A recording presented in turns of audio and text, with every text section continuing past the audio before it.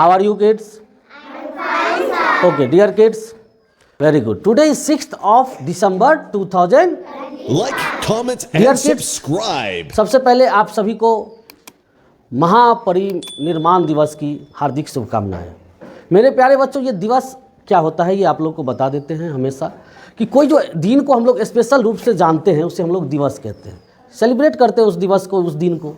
जैसे हम लोग क्रिसमस डे सेलिब्रेट करते हैं, गांधी जयंती सेलिब्रेट करते हैं, रिपब्लिक डे सेलिब्रेट करते हैं। ये सब स्पेशल डेट है जिस डेट से जुड़ी हुई बहुत सारे स्टोरीज होते हैं, कहानियाँ होती है, जिसको हम लोग को जानना चाहिए अभी से। अभी आप लोग बहुत छोटे हैं, इसीलिए बस उनका नाम, डेट, ये सब अभी देखिए, इस साल जो बोल रहे हैं वो अगले साल भी बोलेंगे। ऐसे करके आप लोग को इसके बारे में पता चल जाएगी। मेरे प्यारे बच्चों, मैंने एक वर्ड बोला महापरिनिर्माण। ये महापरिनिर्माण का मतलब पहले हम लोग समझ लें। एक बहुत बड़ा परिवर्तन हुआ था जब हमारे देश में संविधान आई और संविधान को लागू किया गया, और संविधान को लागू कराने में और संविधान को लिखने तक में एक ऐसे महापुरुष का नाम आता है, जिक्र होता है, जिनके लिए मैं 2 लाइन ये बोलना चाहता हूँ कि कदम ऐसा चलो कि मिसाल बन जाए, काम ऐसा करो कि पहचान बन जाए। यहाँ ज़िंदगी तो सभी जी लेते हैं, मगर ज़िंदगी जिए तो ऐसे जिए कि सबके लिए मिसाल बन जाता है। वो व्यक्ति थे डॉक्टर बाबा साहब भीमराव अंबेडकर।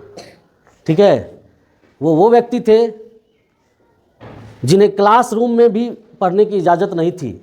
एक छोटे से गांव में जन्मे। उनकी जन्म 14 अप्रैल 1891 को मध्य प्रदेश में मऊ नाम का एक छोटा सा जगह में हुआ था।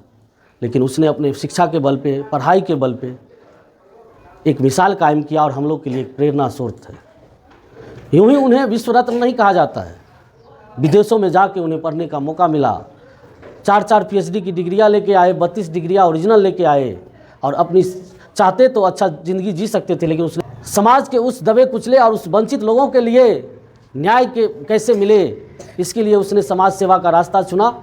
और समाज सेवा के लिए उसने अपने पूरे जीवन, अपने बच्चे को खो दिए, पत्नी को खो दिए, और समय उनके 4 बच्चे की मृत्यु हो जाती है।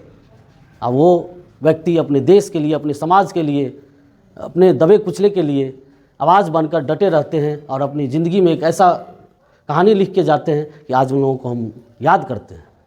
आज उन महापुरुष का डेथ एनिवर्सरी है। डेथ एनिवर्सरी का मतलब होता है मेरे प्यारे बच्चों, डेथ मीन्स मृत्यु। सबकी जन्म होती है, उसे हम लोग बर्थ बोलते हैं, और बर्थ एनिवर्सरी यानी जन्मदिन सेलिब्रेट करते हैं। और डेथ यानी मृत्यु भी होती है। तो बाबा साहब भीमराव अंबेडकर जी की मृत्यु आज ही के तारीख में हुई थी, यानी 6 दिसंबर, और वो ईयर था 1956, 1956। वो कौन सा ईयर था?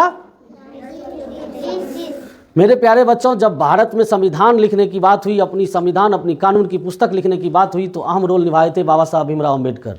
और उसने सबको पढ़ने का अधिकार दिया, और जिस अधिकार के कारण आज आप लोग, हर वर्ग के बच्चे, हर जाति धर्म से उठ करके आप एक जगह पढ़ने का मौका मिलता है। हम लोगों को एक बेंच पे बैठ के हम लोग पढ़ते हैं। लेकिन जब बाबा साहब भीमराव अंबेडकर पढ़ा करते थे तो वो नीच जाति, छोटे जाति से आते थे। उन्हें क्लास में एंट्री नहीं दी जाती थी, क्लास से बाहर में वो पढ़ाई करते थे। उन्हें सबके लिए जो वॉशरूम रहता था वो वॉशरूम यूज करने की इजाज़त नहीं थी। इतने कष्ट में वो व्यक्ति पढ़े और देश नहीं विश्व रत्न कहलाए। तो शिक्षा में यही पावर है। उन्हीं का कहना है कि शिक्षा वो शेरनी का दूध है जो पिएगा, जो जितना पिएगा वो उतना धारेगा। जो जितना पढ़ेगा उसके पास उतना नॉलेज होगी, उसकी उतनी बड़ी जॉब होगा, और वो देश के लिए, समाज के लिए, अपने लिए भी एक मिसाल कायम करेगा। मेरे प्यारे बच्चों, आज ही के डेट में उनकी मृत्यु हुई थी। उनकी मृत्यु को ऐसे ही हम लोग भुला देंगे ये अच्छी बात नहीं है, क्योंकि उसने अपने जीवन में एक ऐसा काम किया। उनकी मृत्यु को भी हम लोग एक स्पेशल डे के रूप में जानते हैं, जिसको हम लोग ने क्या कहा, महापरिनिर्माण दिवस। एक दिवस हो गया। तो महान लोग जब मरते भी हैं तो वो कुछ छोड़ के जाते हैं, अपनी पहचान छोड़ के जाते हैं, ताकि उनके जन्मदिन और कम से कम उनके मृत्यु के जो दिन है उस दिन तो लोग उनके बारे में जाने। आज का समय बहुत अच्छा चल रहा है, सब लोग पढ़ रहे हैं, लिख रहे हैं, लेकिन बाबा साहब भीमराव अंबेडकर का ही दिया हुआ ये संविधान, उनके द्वारा कही गई बहुत सारी चीज़ें जो हमें, हमारे जीवन को आसान बनाया, और आज हम सभी एक साथ मिल के बैठ के काम करते हैं, पढ़ाई करते हैं, रहते हैं। वो हमारे देश के प्रथम कानून और न्याय मंत्री भी बने, लॉ मिनिस्टर, जो कानून को बनाते हैं, समझते हैं, ये करते हैं। अब सोचिए, इतनी अहम पोस्ट जो आज़ाद भारत में उनको मिली थी सबसे पहले, और उसको निर्वहन किए निष्ठापूर्वक। वो बहुत ईमानदार व्यक्ति थे, कर्मठ व्यक्ति थे। एक कहानी उनके लिए छोटा सा मैं आपको कह देता हूँ। एक बार वो रात के 12-1 बजे की रात थी, वो पढ़ाई कर रहे थे, जब वो विदेश से आए थे तब यहाँ पढ़ाई कर रहे थे। एक पत्रकार यानी न्यूज़ रिपोर्टर होते हैं ना, माइक लेके जो जाते हैं, वो गए उनसे को देखे पढ़ते हुए, तो उससे क्वेश्चन किया कि आप अभी इतने रात को पढ़ रहे हैं?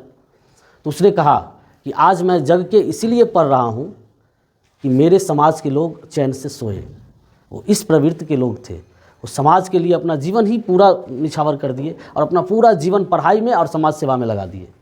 तो हम लोगों को उनके जीवन से ये सीख लेनी चाहिए कि स्टडी यानी पढ़ाई करना कितना ज़रूरी है। अगर आप पढ़ेंगे तो आपकी समय, आपकी चीज़ें, आप वस्तुओं के बारे में जानेंगे, समय के साथ रहना सीखेंगे। चीज़ों अभी आप बहुत छोटे हैं, अगर आपको कोई होमवर्क दी जाती है, कोई चीज़ स्कूल में बताई जाती है, आप उसे अगर घर से पढ़ के आते हैं तो फिर अगले दिन आप आगे बढ़ते हैं, आगे की चीज़ पढ़ते हैं। अगर नहीं पढ़ते हैं तो फिर तो आप वहीं रह जाते हैं। तो बाबा साहब अम्बेडकर कहा करते थे, सीखो, पढ़ो और आगे बढ़ो। आगे आप बढ़ेंगे, पढ़ेंगे तो फिर आपको सारी चीज़ें आ जाएंगी। इन्हीं शब्दों के साथ मैं आज डॉक्टर भीमराव अम्बेडकर को नमन करते हुए, श्रद्धांजलि देते हुए, जय हिंद, जय भीम, जय भारत।